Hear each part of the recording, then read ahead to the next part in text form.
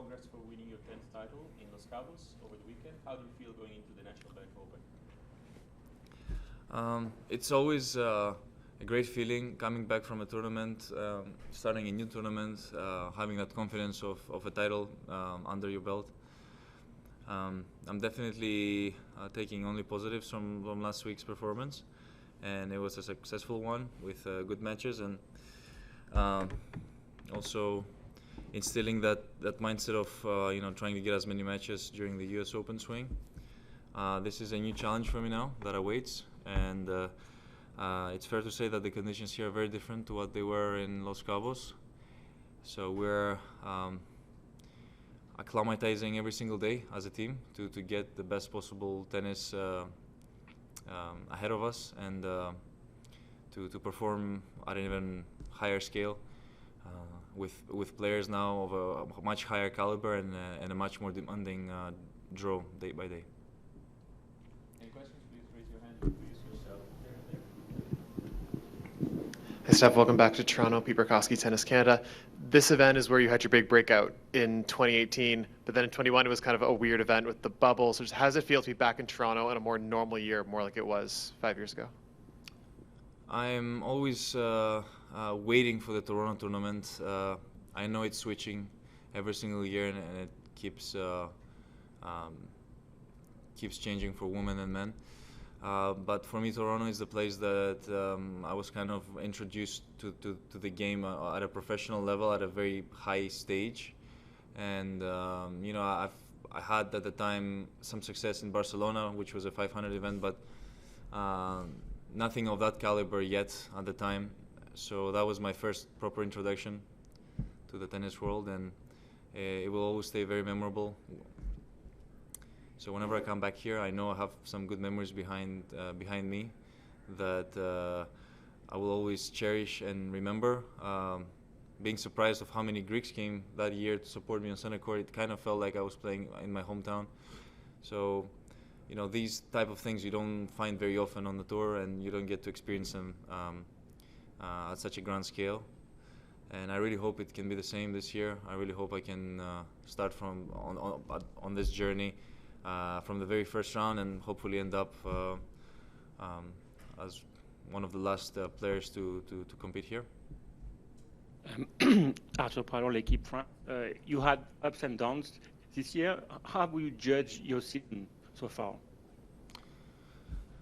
My season has been good. I think I played one of my best tennis at the Australian Open swing. I regret certain things that I did and proceeded into after that, and I hope I can just learn from that.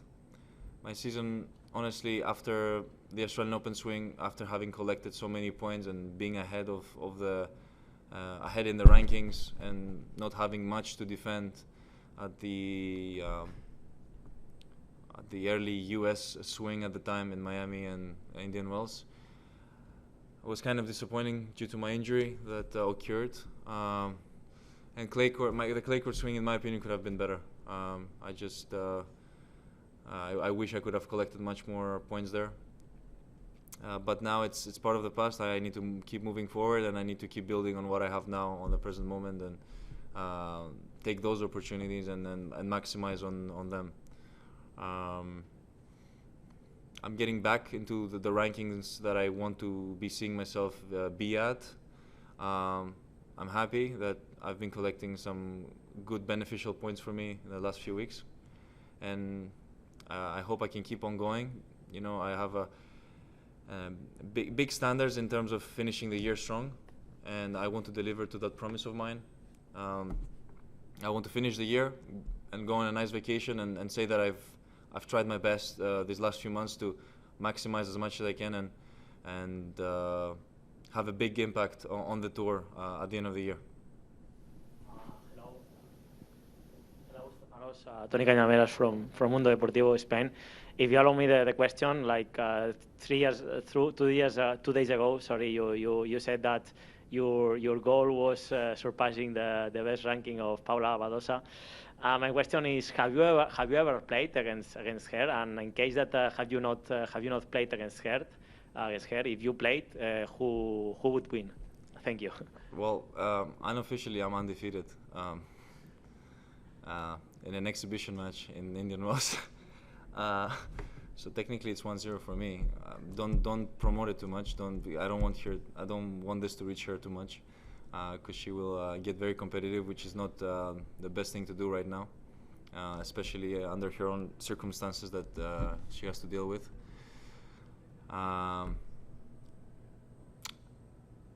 I bring the best out of my tennis with her when I practice. I had the chance to practice with her recently, and I really enjoy practicing with her.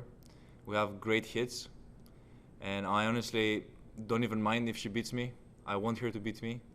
That means she's getting better, and I want her to have an incredible career and reach world number one. And my biggest dream of all is for us to do it together, to be world number one day together. I think I can truly say that I have fulfilled my biggest, deepest desire in tennis, to not just have done it myself, but to have done it with a person that will be there for me for the rest of my life. So I really hope for this to keep on growing the way it keeps on growing monthly, and for us to keep building memories on and off court, and aim for big, sometimes that people might think unachievable goals, but you know, we are wild dreamers, and that's what makes us us. Last from you. Can you tell us a little bit about how everything is going now with your quote-unquote new team? You know, what is suiting you well now, because you've just had a victory? I think there's one thing that I did pay attention to between the dynamic is there's much more tranquility and calmness about in the air when I'm competing.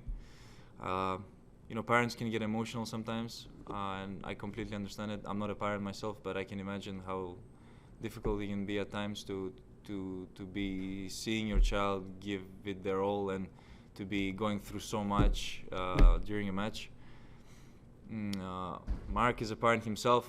He's not my father, but he has been through a lot of moments in his own personal career that he can identify and capture better in certain ways. He is an incredible human being. He has helped me a lot. He has been there for me even when people didn't see him around. He has been there behind closed doors, on private, and he's a big addition to our team. My father right now, you know, I gave him some time off. He hasn't had time off since I'm 12 years old, so for him, I think it's very healthy to take some time away from the court and to feel refreshed again. And of course, I love him, and I want him to be part of that journey that we have built together. And he's not going anywhere. You know, he's still with us, and he's still there, following our path and journey. But for me, it's also it's a time to you know, to keep exploring new things, and I'm open-minded, and I want to learn as much as I can. And as I mentioned earlier, to maximize on my career, because I have felt at times stagnant. I have felt like, you know, it's a constant repetitive procedure that I'm going after every single time, and I really want to get to a new level where it kind of delivers a breath of fresh air to me. Last one here. Chico Nashon from The Score. Stefanos, unfortunately, you were on the wrong end of the thrilling 5-set match against Chris Eubanks at Wimbledon. He kind of took the tennis world by storm. I'm just kind of curious what stood out about his performance that kind of made him a tricky opponent. Well, he had a very good 5th set. He played a great match. You know, he played better than me. He won. He deserved that win. He was on a good streak on the grass courts. Didn't start very well, but picked up pretty fast. I think I don't remember, but I think he won Mallorca or something like that. He did, right? So he had a good confidence level when entering Wimbledon. I was close, you know. I wish I could have gone deeper in that tournament, but when you have such a good opponent on the other side of the court, you just have to congratulate him and move on with your life.